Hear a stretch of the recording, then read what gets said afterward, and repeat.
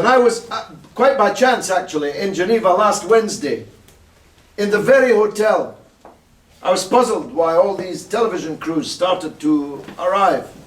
I was actually at a conference organized by one of Iran's enemies, Saudi Arabia, in a hotel in Geneva when everyone started arriving for the nuclear talks the next day. Fox News their knees were knocking in excitement at the possibility that this meeting would be a crunch meeting which would fail and which would pitch forward the juggernaut of so-called crippling sanctions, perhaps followed by war against yet another Muslim country in that region. They were confounded by many things, but one of the things which confounded them was that China, and to a lesser extent a Russia which is slowly recovering some of its strength and prestige after losing all of both in the disastrous Yeltsin era, said, no, thank you.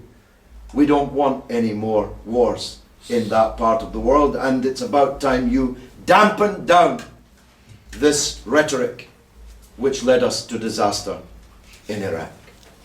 So that's the second reason to be cheerful on this great and auspicious occasion. But the third is this. I believe that China is a socialist country. I believe that China, it's not a socialism that was prescribed somewhere by someone. It's not a socialism which is following a path already trodden. They don't make light of the fact that there is income inequality in China, which is too great, and that it's the role of the state to try and correct and mitigate those income inequalities. They don't make light of the fact that some parts of China are better developed than other parts, and that it's the role of the state to try to direct industry and investment to parts of China which don't automatically attract inward investment from elsewhere. They don't make light of the fact that the danger of massive flight from the countryside to the cities can, as it did in Western countries, skew in an obscene way the balance of such a vast territory and such a huge population. They don't make light of the fact that there are many who would like that this prophecy that China will not be a socialist country should come true, are doing everything that they can to fulfill that prophecy.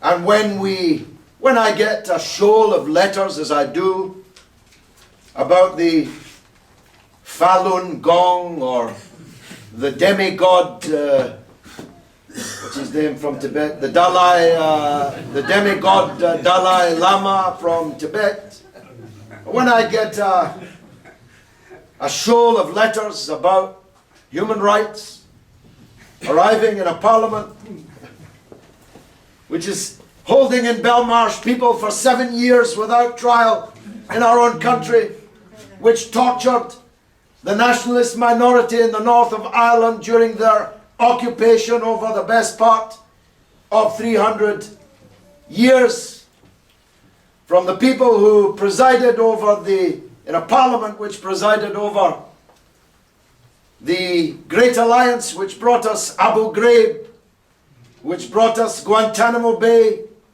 which brought us Bagram Air Base, not to mention which brought us the severed heads of the freedom fighters of Malaya and all the other parts of empire that we drowned in blood in order to try and hold on to.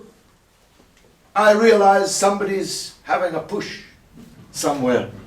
When I drive past the Chinese embassy, I wonder whose turn is it this quarter for the encouragement to cause problems for China. China has real problems.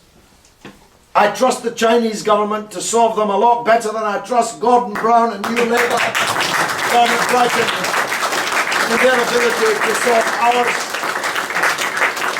China has lifted 400 million people out of desperate bondage, degradation, humiliation, and poverty. That's human rights, by the way. The human right to live and to have food and education and a house and a job and a future guaranteed to be better than the past. These are also human rights. And democracy is not just about putting an X on a piece of paper every 4 years between Tweedledee and Tweedledum, two cheeks of the same backside. That's not democracy. At least that's only a part of democracy. The outcome of the democracy, the outcome of the governance is just as important as the process by which it was arrived at. So I say, all hail the People's Republic of China. Happy birthday.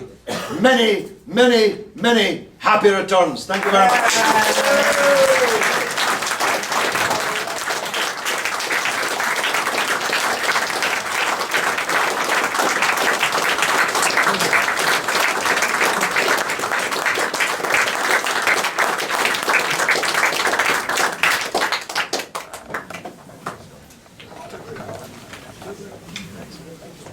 George, thank you so much for that spirited defense of China and a goodly exposure of the crimes of British imperialism and colonialism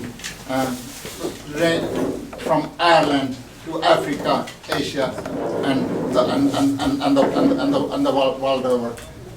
This is a fantastic occasion, and to be celebrating China's birthday when imperialism is on all sides, beginning to crumble, while the Chinese people and many other people are rising and claiming that they have arrived tumultuously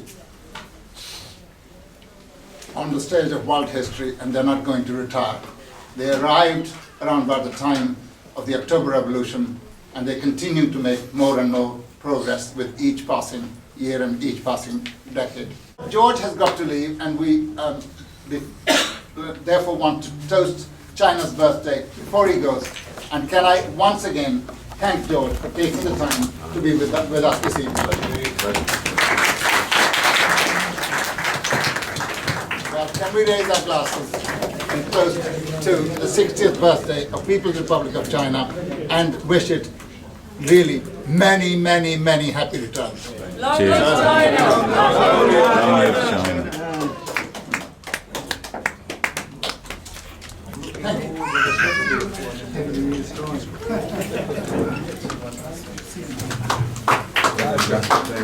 you.